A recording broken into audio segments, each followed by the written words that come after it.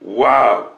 Ngana mida to bandi ba commerce presque na bonande ngana mida je pendant mon musika. Wow. Ça va pas si mo déjà boé to bande cha ko épargner quelque chose à côté. Wow, wow. Ngana mida to soma mama pangu na mbudi.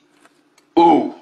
Ngana na somba lupangu na mbudi na se ya somba ka côté c'est là na isaka mbudi nini. Ngana somba na mbudi na se wa banene. Somba ka na mbudi soki mazali soki ba mazali do mo abongo. Banene ni bo mama.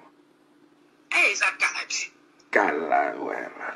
Donc ngana mida to potana na business na ebiso aza muntu nanga penza donc oli amida zaki ngana na fongoli salon CDJ na tonga na salon CDJ amida za na pharmacie. OK. Oh.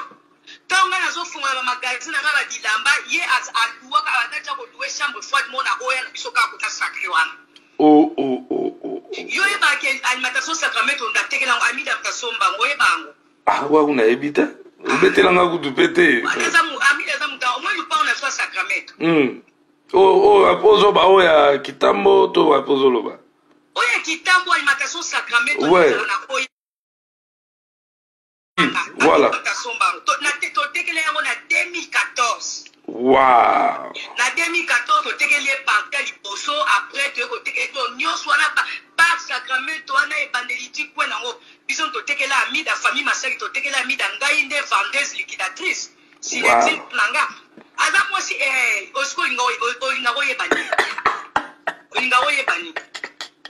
Teto yeba sko de o tekela ki wana c'est attaque mista na so kitsa mo apria uzaite ko exagérer qui ezaki ezaki biloko ya famille biloko ya ngai naza liquidatrice bien sûr mais ngai te napesaka prix parce que ngai na banda kotika nakoloba nde nini liberté na baleki badeside donc baleki bapesi prix na bango surtout ke ezalaki mama mida nalingaki te ezalaki ngam na négocier prix po ekomake o asali mutu ne famille natikelaka bamasaki bino bodiscute prix na mama mida ntango bayokani te yaya tomoni prix o sava nde sikoyo ya mida sikoyo ekomona nga po asala versement ya mbo voilà na 2014 OK et puis sikoyo me nga sikoyo na mama mida toanda kotambola beaucoup plus na kota business donc tozalaki en tout cas biso mibale nde tolingaka business makasi donc tozasosiaka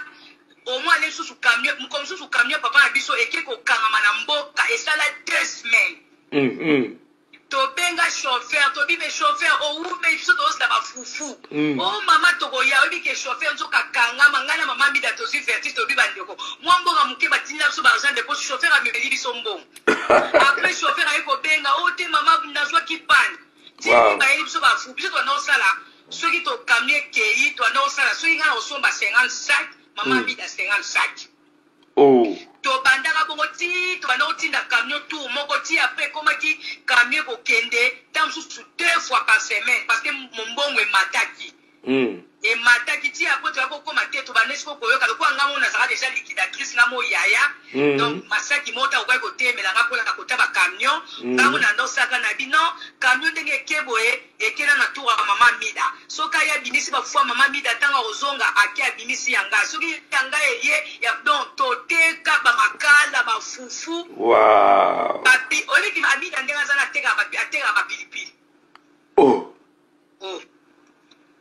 mais exact te po omali ba masolo musuto yoka libanda dozo talo di menzoka eza bongo te moye ba mama bazali yo metiswa na te na pembe na tata makasi na musala na makasi oyebi na 2016 na ebaka na 2016 wana sito tekeli sacré na benye bonga bi amido za wapi na sana bezona mona abi otesti deji na sana chantier na kena na chantier na eboye na kuti azobeta ba caro na ba travailler azobeta ba caro na moni ngabi amida na kipembe na oboye ofandi na ba caro poussière abina nga CDG soki na salite ba komela nga yonga mona potana na bon aza makasi komone pona bongo amida et puis makama ba ferme oyebi ki amida azana ba oranger azana ba ferme ya ba oranger azana ba ferme ya ba nini namona susa bida azana ba bilanga nini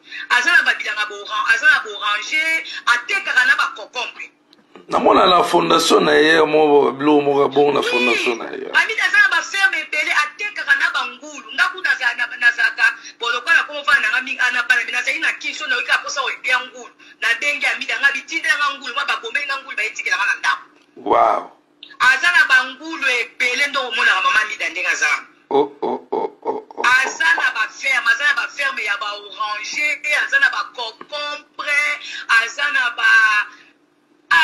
bilanga wow azana bilanga ya azabina makasi boza makasi mutunanga bon ndenge process alobi toko suivre ngo biso nyonso kaka ke aza mutunanga aza femme ya business asala business na ye tu vois asala ba mombongo na ye aza mutu abanda ba commerce ya kosomba na ye biso kotekela sacré na 2014 yeah et puis to somani mapangu na bambudi nga na mbudi ya se ye na mbudi ya mazali wakutu kala et puis bambudi oyo nga na zalaka nango mbudi moko yango na sala école mbudi mususu na teka parti oyo baka chez le conseiller na mbudi chez le conseiller na mbudi te